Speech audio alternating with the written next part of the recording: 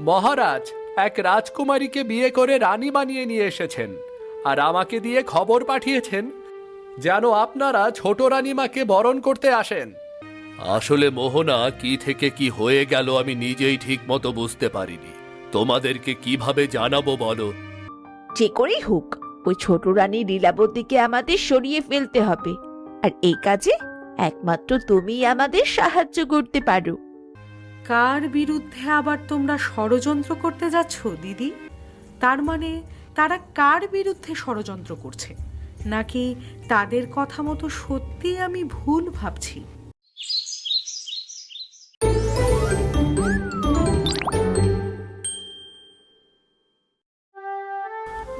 মহারাজ মহেন্দ্র কুমার তখন রাজকার্য শেষ করে মাত্র বের হয়েছেন। ঠিক এই সময় খাবারের থালা হাতে তার সামনে এসে দাঁড়ায় ছোট রানী লীলাবতী। মহারাজ, এত বেলা হয়ে গেল, আপনি এখনো না খেয়ে আছেন। আমি আপনার জন্য খাবার নিয়ে এসেছি, এগুলো তাড়াতাড়ি খেয়ে নিন। আমার তো ক্ষুধা পাইনি রানী, এখনই খাবার না হলেও চলতো। এমন করবেন না মহারাজ, আপনার এখন বয়স হয়েছে, সময় মতো খাবার না খেলে তো অসুস্থ হয়ে পড়বেন। সত্যি রানী, তুমি আমার এত খেয়াল রাখো, এমন আর কোনো রানী রাখেনি গো, রাখেনি। এমন করে বলবেন না মহারাজ, এটা তো আমার দায়িত্ব। সত্যি তোমাকে রানী করতে পারা আমার শত জনমের ভাগ্য। অনেক কথা হয়েছে মহারাজ, এখন খাবারটা খেয়ে নিন। ঠিক আছে, চলো রানী, আমি খাবার খাবো। রাজবাড়ির সবার রাতের খাবার দাসী তৈরি করে। সন্ধ্যা গড়িয়ে রাত হতেই দাসী সেই মহা ষড়যন্ত্র রচনা করে। খাবার ঘরে বসে খাবার বানাতে বানাতে একা একা বলে, এটাই উপযুক্ত সময়। বড় দুই রানীর কথা মতো এই ছোট রানী লীলাবতীর খাবারে বিষ মিশিয়ে দিতে হবে। রানীমা বলেছিলেন এই কাজটা সঠিকভাবে করতে পারলে আমাকে অনেক পুরস্কার দেবেন, সোনায় দানায় একেবারে মুড়িয়ে দেবেন আমাকে। সে করেই হোক, কাজটা আমাকে করতেই হবে। বলতে বলতে দাসী একটা বাটির খাবারে বিষ মিশিয়ে দেয়। তারপর সবগুলো বাটি নিয়ে খাবার ঘর থেকে বের হয়ে যায়। এদিকে বড় দুই রানী অপেক্ষা করে আছে কখন দাসী কাজ শেষ করে ফিরে আসবে। আমার কিন্তু এই দাসীকে নিয়ে বড্ড ভয় হচ্ছে দিদি, আবার না ও সবটা গোলমাল করে দেয়। আমার কিন্তু এমনটা মনে হচ্ছে না, দাসীটা বেশ চালাক চতুর আছে। আমি নিশ্চিত ও কাজটা ঠিকভাবে করে আসতে পারবে। তার উপর যে পরিমাণ অর্থ সম্পদের লোভ ওকে দেখানো হয়েছে, তাতে মনে হয় না কোনো ভুল করবে। হ্যাঁ, আমিও তো এই কথাই বলছি। এখন আর এসব বিষয়ে কথা না বলে শান্ত হয়ে অপেক্ষা করতে হবে। ভালোই ভালোই কাজটা হয়ে গেলে হয়। দাসী রাজবাড়ির সবাইকে খাবার দিয়ে শেষে ছোট রানী লীলাবতীর ঘরে ঢোকে। ছোট রানী লীলাবতী তখন তার পোষা বিড়াল নিয়ে বিছানায় বসেছিল। মহারানী লীলাবতী জয় হোক। রানীমা, আমি আপনার জন্য রাতের খাবার নিয়ে এসেছি। ও হ্যাঁ, রাত হয়ে গেছে, আমার তো একদমই খেয়াল নেই। ঠিক আছে, আমার ঘরে খাবারটা রেখে যাও। কিছু মনে করবেন না রানীমা, আমি অনেক স্বাদ করে আপনার জন্যই খাবারটা বানিয়েছি। গরম গরম খাবারটা তাড়াতাড়ি খেয়ে নিবেন। আচ্ছা ঠিক আছে, তুমি রেখে যাও, আমি আমার সময় মতো খেয়ে নেব। দাসী আরো কিছু বলতে গিয়েও রানী লীলাবতীকে কিছুই বলতে পারল না। সবাইকে খাবার দিয়ে বড় দুই রানীর কাছে ফিরে এসেছে দাসী। কি হলো দাসী, যেভাবে বলেছি ঠিক সেইভাবে কাজ করতে পেরেছো তো? হ্যাঁ রানীমা, আপনি যেভাবে বলেছেন ঠিক সেইভাবেই সবটা করে এসেছি। লীলাবতী কি খাওয়া শেষ করে ফেলেছে? না, আমি তার ঘরে যেতেই বলল আমি যেন খাবারটা রেখে চলে আসি, সে তার সময় মতো খেয়ে নেবে। এটা কেমন হলো?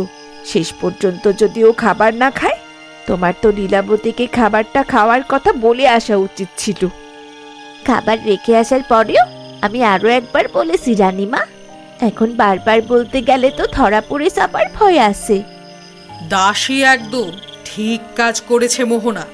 এই বিষয়টা নিয়ে বেশি ঘাটতে গেলেই হিতে বিপরীত হয়ে যাবে। হ্যাঁ রানীমা, হ্যাঁ, এখন আমাদের অপেক্ষা করতে হবে কখন রানী লীলাবতী ওই খাবারটা খায়। মন্ত্রী রাজবাড়ি থেকে রাজ্যের সীমান্তে গিয়েছিল। সেখানে সেনা মোতায়েন করে অনেক রাতে বাড়িতে ফিরে আসে। কি গো, তুমি সেই কখন রাজবাড়িতে গেলে? আর এই বুঝি তোমার আসার সময় হুটু? কি করব বলো, রাজ্যের ওপরে বাইরের শত্রুদের আক্রমণের সম্ভাবনা আছে। তাই তো মহারাজের আদেশে আরো কিছু সেনা সীমান্তে মোতায়েন করলাম। আমি একটা জিনিস কিছুতেই বুঝতে পারছি না। শত্রুরা এই রাজ্য আক্রমণ করলেই তো আমাদের সুবিধা, হঠাৎ আক্রমণ করে তারা মহারাজকে সিংহাসন থেকে সরিয়ে দেবে, আর এই সুযোগে তুমি তাদের সরিয়ে দিয়ে নিজে রাজা হয়ে বসবে। তোমার মাথায় সব সময় এমন খারাপ বুদ্ধি ঘোরে কেন বলো তো? এই রাজ্যে বাইরের শত্রুরা আক্রমণ করবে, এটা আমি মন্ত্রী হয়ে কিভাবে সহ্য করতে পারি বলো তো? তুমি কখনো মন দিয়ে আমার কোনো কথা বোঝারই চেষ্টা করলে না। তোমার একটা কথাও আমার বোঝার দরকার নেই। আমি খুবই ক্ষুধার্ত, তাড়াতাড়ি খাবার দাও। আমিও দেখব তুমি কতদিন আমার কথা না বুঝে থাকতে পারো। একদিন না একদিন তুমি আমার কথা নিশ্চয় শুনবে। সেই দিন মহারাজকে হটিয়ে আমরা হব এই রাজ্যের রাজা আর রানী। শুধু সময় আর সুযোগের অপেক্ষা মাত্র। এদিকে ছোট রানী লীলাবতীকে অনেকক্ষণ হয়ে গেল খাবার দিয়ে গিয়েছে, কিন্তু লীলাবতী এখনো সেটা খাওয়া শুরু করেনি। কি রে মিনু, আমার সাথে আজকে খাবি নাকি? আয় তাহলে, আজকে আমরা একসাথে খাবার খাই। একা একা থাকতে থাকতে তুই বড্ড শুকিয়ে গিয়েছিস। রাজবাড়িতে এত রাজার হালে থেকেও যদি তুই শুকিয়ে যাস, এটা তো আমি মেনে নিতে পারবো না। বলতে বলতে ছোট রানী লীলাবতী খাবারের বাটিটা হাতে তুলে নেয়। তারপর বিড়ালটাকে এক চামচ খাবার খাইয়ে দেয়, আর সাথে সাথে বিড়ালটা ছটফট করতে করতে মাটিতে পড়ে যায়। এই দেখে লীলাবতী ভীষণ চমকে ওঠে। এটা এটা কি হয়ে গেল? আমার মিনু, আমার মিনুর এটা কি হলো? মিনু, মিনু রে, মিনু কি হয়েছে তোর? মিনু, এই কে কোথায় আছো? এই মিনু! আদেশ করুন রানীমা। এক্ষুনি এক্ষুনি মহারাজকে আমার ঘরে ডেকে নিয়ে এসো, খুবই জরুরি দরকার। ঠিক আছে রানীমা, আমি এক্ষুনি মহারাজকে নিয়ে আসছি। রাজা তার ঘরে বসে কিছু একটা হিসাব নিকাশ করছিল। ঠিক এই সময় সেনা এসে তার ঘরের সামনে দাঁড়ায়। মহারাজের জয় হোক। এ কি সেনা, তুমি এই সময় আমার ঘরে? কোনো জরুরি কথা বলার আছে কি? ক্ষমা করবেন মহারাজ, ছোট রানীমা আমাকে পাঠিয়েছেন। ছোট রানী এত রাতে তোমাকে পাঠিয়েছে কেন বলো তো? সবকিছু ঠিক আছে তো? যত দ্রুত সম্ভব আপনাকে রানীমায়ের ঘরে যেতে বলেছেন, বলেছেন খুবই জরুরি। ঠিক আছে সেনা, তুমি যাও, আমি আসছি। রাজা গিয়ে ছোট রানী লীলাবতীর ঘরে উপস্থিত হয়। কি হয়েছে রানী লীলাবতী? এই রাতের বেলা তুমি হঠাৎ আমাকে ডেকে পাঠিয়েছ কেন? মহারাজ, সর্বনাশ হয়ে গেছে, আমার যে সব কিছু শেষ হয়ে গেল। কি হয়েছে? আমি তো কিছুই বুঝতে পারছি না। তুমি দয়া করে আমাকে সবটা খুলে বলবে? মহারাজ, দাসী আমাকে রাতের খাবার দিয়ে গিয়েছিল, কিন্তু সেই খাবার আমি আমার পোষা বিড়াল মিনুকে খাওয়াতে মিনু ছটফট করে মারা গেল। কি, তোমার খাবার বেড়াল খাওয়ার সাথে সাথে মারা গেল? হ্যাঁ মহারাজ, দেখুন মিনু এখন কি শান্তভাবে মাটিতে পড়ে আছে। এর মানে কি কিছু বুঝতে পারছেন মহারাজ? তার মানে তোমাকে যে খাবার দিয়ে যাওয়া হয়েছে তার ভেতরে বিষ আছে, আর ওই বিষের প্রভাবেই ওই বিড়ালের মৃত্যু হয়েছে। হ্যাঁ মহারাজ, আমারও এমনটাই মনে হচ্ছে, কিন্তু আমি একটা কথা কিছুতেই বুঝতে পারছি না, আমাকে মারার চেষ্টা কে করতে পারে? আমি তো কখনো কারো ক্ষতি করিনি, তাহলে কেন কেন আমার বিরুদ্ধে এত বড় ষড়যন্ত্র?